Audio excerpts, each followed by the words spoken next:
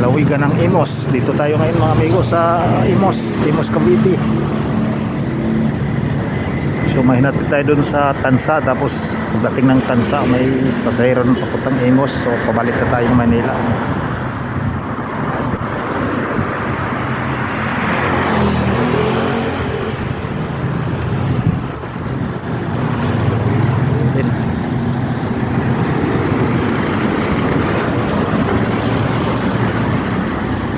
Imos Cavite.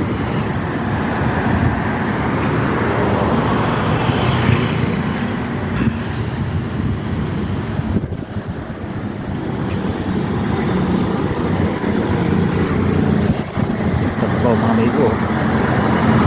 Kalabaw.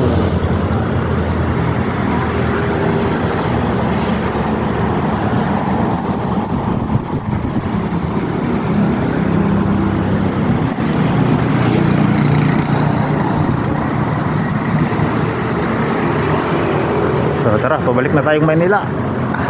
Alas 2 na yata.